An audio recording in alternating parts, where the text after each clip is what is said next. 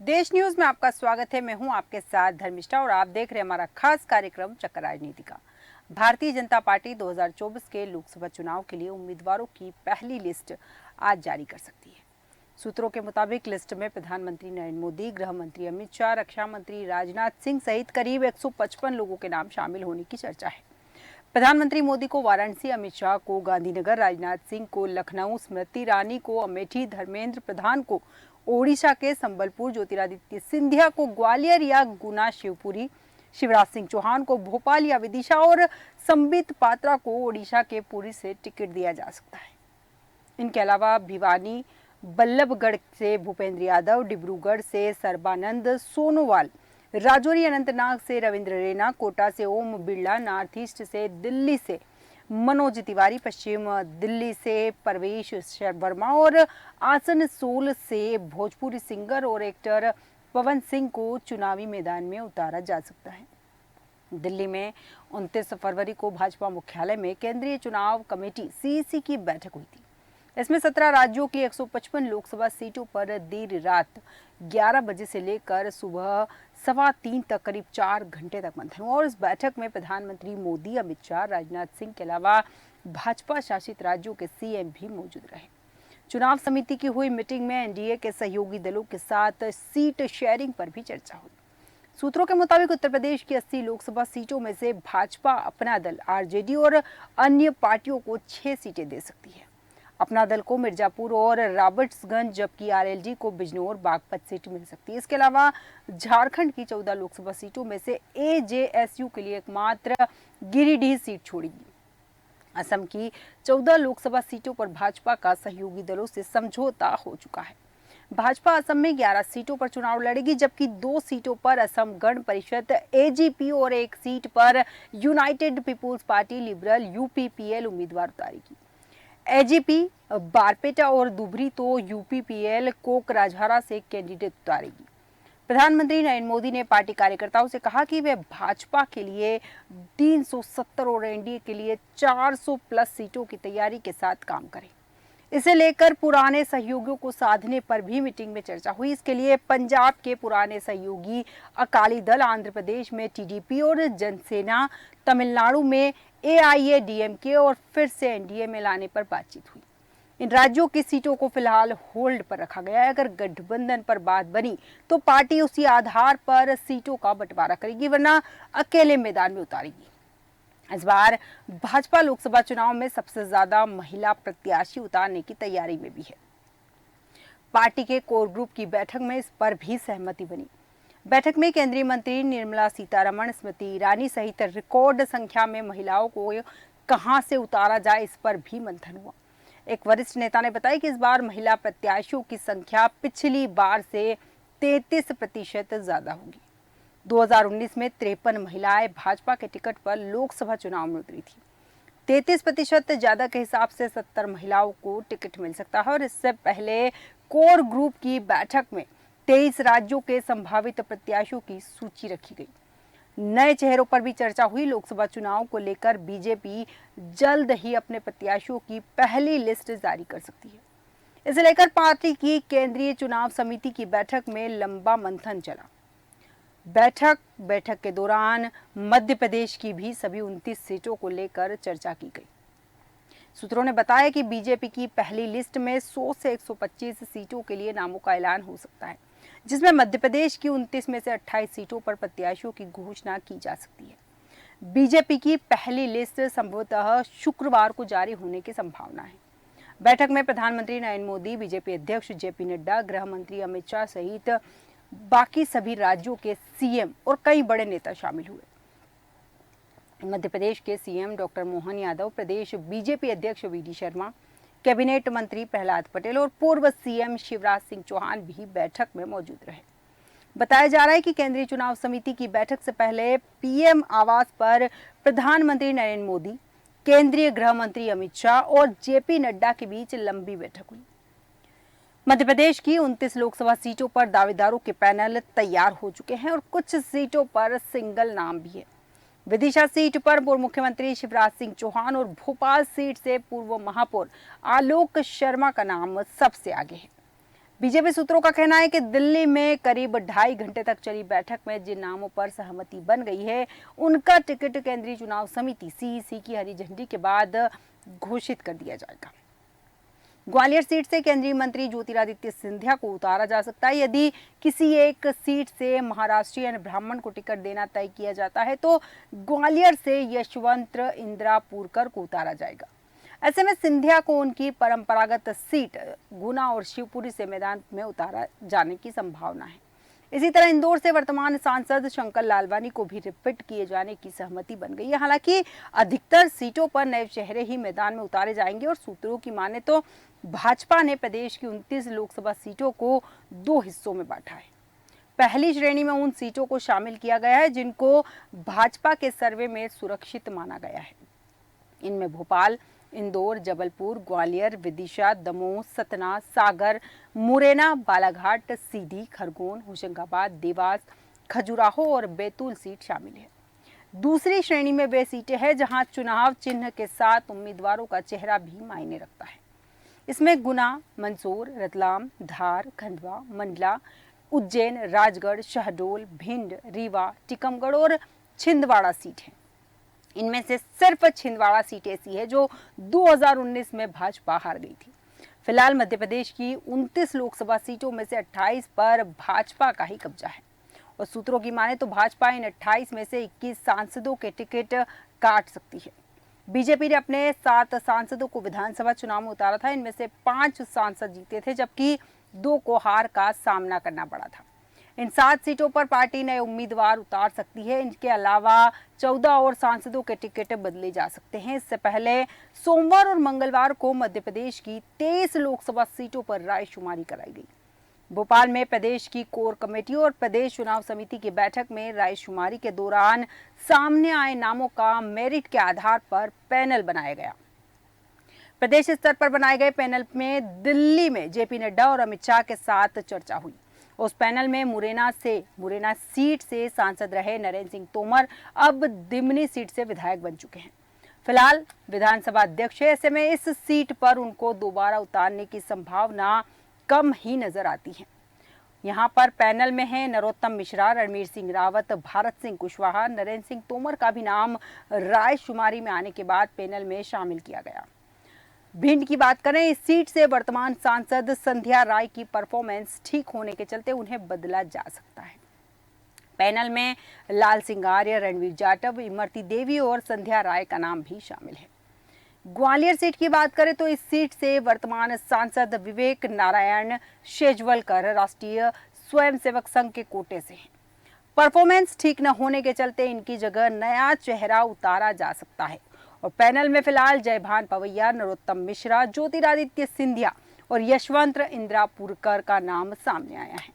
गुना वर्तमान सांसद doctor KP Singh Yadav की बीजेपी कार्यकर्ताओं और क्षेत्र में पकड़ ठीक है। यदि ज्योतिरादित्य सिंधिया लोकसभा चुनाव लड़े तो केपी का टिकट कट सकता है और यहाँ पैनल में डॉक्टर केपी सिंह यादव और ज्योतिरादित्य सिंधिया का नाम शामिल है। बात करेंगे सागर से तो सागर में वर्तमान सांसद राज बहादुर सिंह का टिकट बदलना लगभग तय है। इस सीट पर जैन, ब्राह्मण, वैश्य, क्षत्रिय समाज निर्णायक है। इस पैनल में राजेंद्र सिंह, मोकलपुर, रजनीश अग्रवाल, गौरव सिरोठिया, लता वानखेड़े का नाम सामने आया है। बात करेंगे टीकमगढ़ सीट की, वर्तमान में यहाँ से सांसद है डॉक्टर वीरेंद्र खटी। 7वीं बार यहाँ से चुनाव जीते हैं और पब्लिक के बीच इनकी छवि बहुत अच्छी है, लेकिन काम को लेकर कुछ खास उपलब्धि न होने के चलते असंतोष भी है। हालांकि टिकट बदलने की संभावना कम ही है, फिर भी पैनल में यहाँ पर डॉक्टर वीरेंद्र कुमार खटीक, गोपाल सिंह राय, भारती आर्य और दिनेश अहिरवार का नाम सामने है। बात करेंगे दमोह सीट से, यहाँ सांसद रहे प्रहलाद सिंह पटेल। बीते विधानसभा चुनाव में नरसिंहपुर से विधायक चुने जा चुके हैं। वे मोहन कैबिनेट में पंचायत मंत्री है और इस सीट पर लोधी समाज निर्णायक है। ऐसे में नया उम्मीदवार भी इसी वर्ग से उतारा जा सकता है। पैनल की बात करें तो प्रीतम लोधी, ऋषि लोधी, प्रद्युमन सिंह लोधी, प्रहलाद पटेल, गोपाल भार्गव का नाम सामने है। खजुराहो सीट से बीजेपी प्रदेश अध्यक्ष वीडी शर्मा सांसद है और संगठन में व्यस्तता के चलते वे भोपाल सीट से चुनाव लड़ने के इच्छुक है। रायशुमारी में भी भोपाल से उनका नाम प्रमुखता से सामने आया है। ऐसे में इस सीट पर नया चेहरा उतारा जा सकता है। हालांकि पैनल में वीडी शर्मा, संजय पाठक का नाम सामने आया है। बात करेंगे सतना की, तो सतना में मौजूदा सांसद गणेश सिंह विधानसभा चुनाव हार गए थे। ऐसे में उनकी जगह नए चेहरे को उतारा जा सकता है और यहाँ पैनल में डॉक्टर नंदिता पाठक, सपना वर्मा, नरेंद्र त्रिपाठी और गणेश सिंह का भी नाम सामने है। बात करेंगे रीवा की। रीवा में वर्तमान सांसद जनार्दन मिश्रा की जगह नया चेहरा उतारा जा सकता है। सतना, सीधी और रीवा सीटों में से एक ब्राह्मण, एक क्षत्रिय और एक कुर्मी उम्मीदवार उतारा जा सकता है। ऐसे में सतना में यदि ब्राह्मण कैंडिडेट उतारा गया तो रीवा में कुर्मी उम्मीदवार को टिकट दिया जा सकता है। यहाँ पैनल में माया पटेल, अजय सिंह पटेल, प्रज्ञा त्रिपाठी का नाम सामने है। बात करेंगे सीधी सीट से। वर्तमान सांसद रीति पाठक के विधायक बनने के बाद अब यहाँ नया चेहरा उतारा जाएगा और इस सीट पर ब्राह्मण या क्षत्रिय वर्ग से किसी को टिकट दिया जा सकता है। पैनल की बात करें तो कांतदेव सिंह, शरदेंदु तिवारी और के तिवारी का नाम सामने आया है। शहडोल से बात करें तो शहडोल सीट पर वर्तमान सांसद हिमाद्री सिंह की दावेदारी मजबूत है, लेकिन परफॉर्मेंस के मामले में उनकी रिपोर्ट जो है वो ठीक नहीं है। इस सीट पर यदि हिमाद्री को बदला गया तो केंद्रीय मंत्री फग्गन सिंह कुलस्ते को उतारा जा सकता है और यहाँ पर पैनल में रामलाल रोतेले, हिमाद्री सिंह का नाम सामने आया है। बात करेंगे जबलपुर से। निवर्तमान सांसद राकेश सिंह विधानसभा चुनाव जीतकर मोहन कैबिनेट में पीडब्ल्यूडी मंत्री बन चुके हैं। ऐसे में इस सीट पर नया चेहरा उतारा जाएगा और पैनल की बात करें तो विनोद गोटिया, आशीष दुबे, प्रशांत सिंह, धीरज पटेरिया और वीडी शर्मा का यहां से नाम सामने है। बात करेंगे मंडला सीट की। मंडला में वर्तमान सांसद फग्गन सिंह कुलस्ते निवास सीट से विधानसभा चुनाव हार चुके हैं। ऐसे में इस सीट पर नया उम्मीदवार उतारा जाएगा और वहां की संभावनाएं भी बन रही है। फग्गन सिंह की सीट भी बदली जा सकती है। 15 पे बात करेंगे बालाघाट की। ये जो हमारी लोकसभा सीट है 15 नंबर पर है और यहाँ पर वर्तमान सांसद ढाल सिंह बिसेन की परफॉर्मेंस ठीक न होने के चलते टिकट काटा जा सकता है। पैनल की बात करें तो यहाँ पर रमेश भटेरे, वैभव पवार और गौरी शंकर बिसेन है। अब बात करेंगे कांग्रेस के कब्जे वाली एकमात्र सीट छिंदवाड़ा की। छिंदवाड़ा, इस सीट पर आदिवासी उम्मीदवार उतारा जा सकता है। 2019 के चुनाव में आदिवासी उम्मीदवार नत्थन शाह कवरेती 30,000 से भी कम अंतर से चुनाव हारे थे।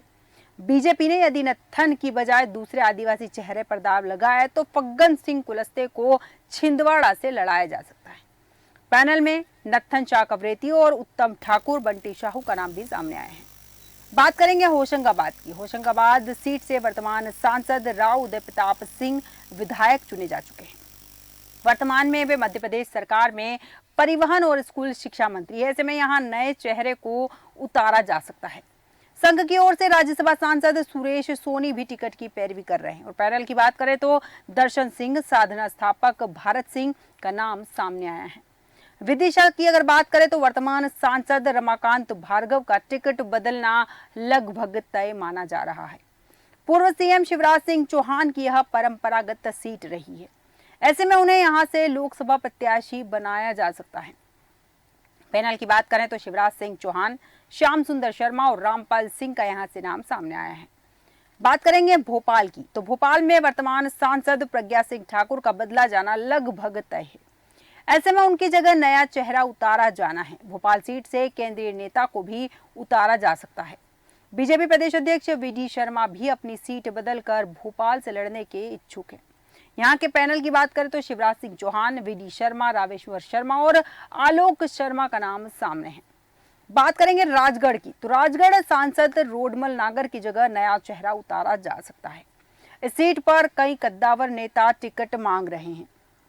पैनल की बात करें तो राज्यवर्धन सिंह, रघुनंदन शर्मा, मोना सुस्तानी का नाम पैनल में सामने आया है। देवास की बात करेंगे, देवास में वर्तमान सांसद महेंद्र सिंह सोलंकी को फिर मौका मिल सकता है।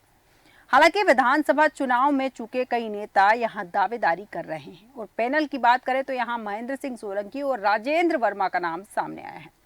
बात करेंगे उज्जैन सीट की, वर्तमान सांसद अनिल फिरोजिया को एक बार फिर मौका मिल सकता है।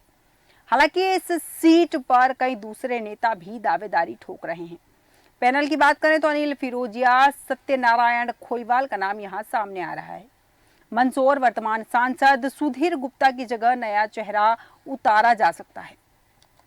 इस सीट पर पूर्व विधायकों सहित कई कद्दावर नेता टिकट मांग रहे हैं और इस पैनल में देवीलाल धाकड़, यशपाल सिंह सिसोदिया और मदन राठौर, सुधीर गुप्ता का नाम चर्चा में है। रतलाम सीट की बात करेंगे। वर्तमान सांसद गुमान सिंह डामोर को लेकर फिलहाल बदलाव की गुंजाइश थोड़ी कम है।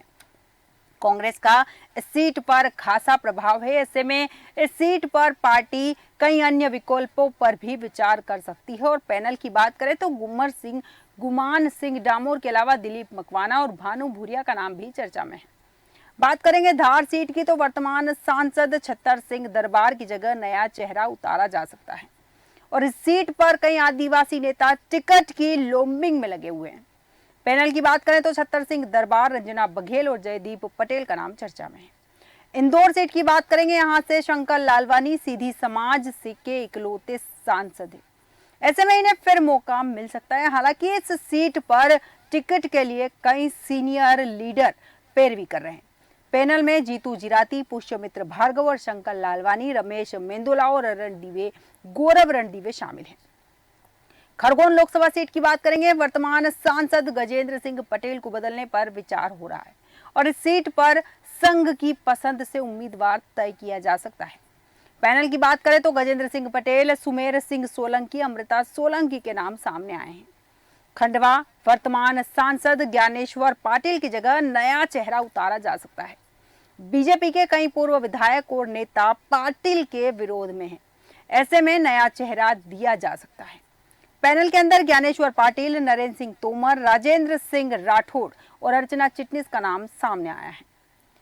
बात करेंगे बैतूल लोकसभा सीट की। वर्तमान सांसद दुर्गादास उइके को आदिवासी क्षेत्र में मजबूत पकड़ को देखते हुए फिर मौका मिल सकता है और पैनल की बात करें तो डीडी उइके, डॉक्टर महेंद्र सिंह मंगल सिंह और इनका नाम सामने आया है। आखिरकार लड़खड़ाते हुए ही सही, लेकिन यहाँ हम बात करने जाएंगे अब जिस तरह से लोकसभा चुनाव की हम यहाँ बात कर रहे थे, बीजेपी अपनी सूची को लेकर पैनल तैयार कर चुके हैं। वहीं अगर विपक्ष की बात करेंगे, पीएम मोदी जो हैं 370 की बात बोल चुके हैं। 370 सीटें मिलनी चाहिए बीजेपी को और 400 सीटें एनडीए को मिलने की लगातार दावेदारी कर रहे हैं। ऐसे में अगर कांग्रेस की बात करें तो आखिरकार लड़खड़ाते हुए ही सही, लेकिन विपक्ष की एकता अपने मुकाम तक पहुंचती दिखने लगी है। संभावना ये भी है कि उत्तर प्रदेश, दिल्ली, बंगाल, गुजरात, गोवा, असम, मेघालय, बिहार और महाराष्ट्र में मार्च के पहले सप्ताह तक कांग्रेस, सपा, आप, तृणमूल कांग्रेस और बिहार के महागठबंधन और महाराष्ट्र के महाविकास अघाड़ी की पार्टियों के बीच सीटों का तालमेल हो जाएगा।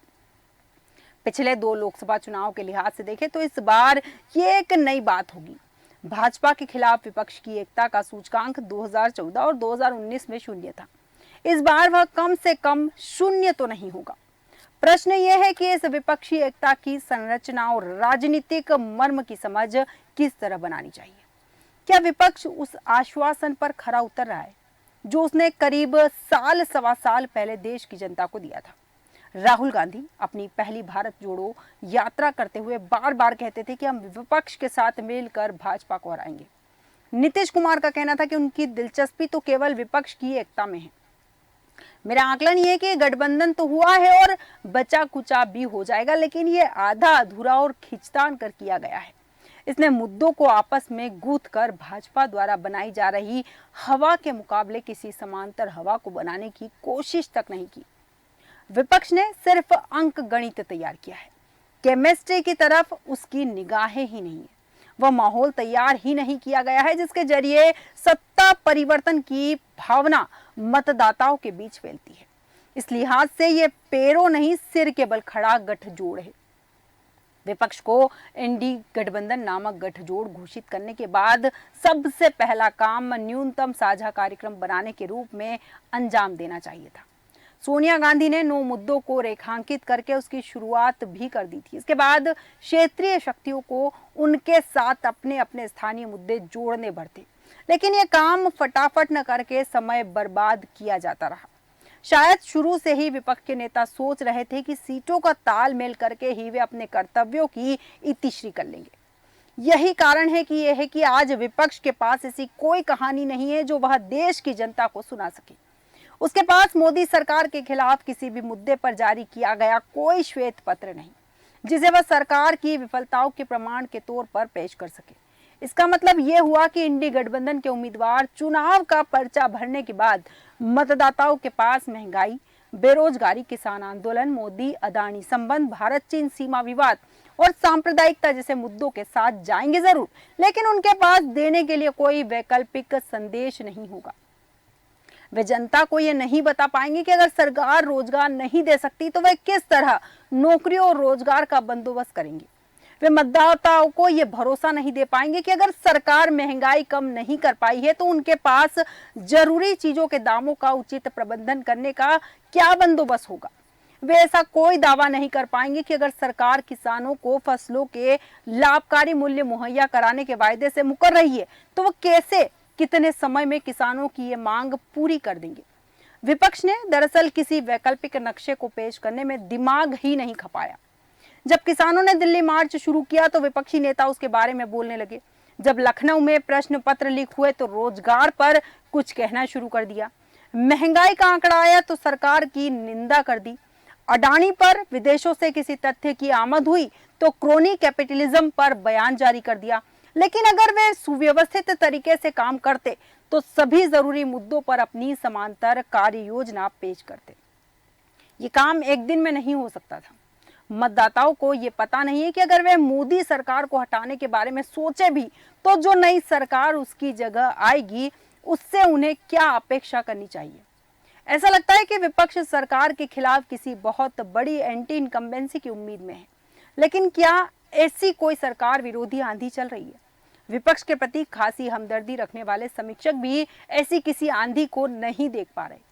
10 साल तक चलने वाली सरकार के विरोध में कुछ नाराजगियां तो होती ही है, लेकिन वे अपने आप में चुनाव जीतने की गारंटी नहीं देती। जमी हुई सरकार को उखाड़ने के लिए विपक्ष ने किसी वैकल्पिक संरचना को पेश नहीं किया है। ऐसे में विपक्ष यहाँ पर साफ तौर पर कमजोर नजर आ रहा है। सूत्रों की माने तो यहाँ पर भाजपा जो है अपनी पहली सूची 10 मार्च तक 50% लोकसभा सीटों पर उम्मीदवारों के नाम की घोषणा कर सकती है। 2019 के चुनाव में भी पार्टी ने यही किया था और पिछली बार लोकसभा चुनाव की तारीखों की घोषणा से कुछ हफ्ते पहले भाजपा ने 21 मार्च को 164 सीटों पर उम्मीदवारों के नाम का ऐलान कर दिया था। इस बार भी लगता है भारतीय जनता पार्टी इसी तरह चौंकाने वाली है। हालांकि विपक्ष को यहां मजबूती के साथ एक बार फिर मैदान में उतरने की जरूरत है। अब देखना दिलचस्प होगा कि इन दोनों दलों के बीच में किस तरह की टक्कर देखने को मिलती है। हमारे आज के खास कार्यक्रम में इतना ही। बने रहिए देश न्यूज के साथ।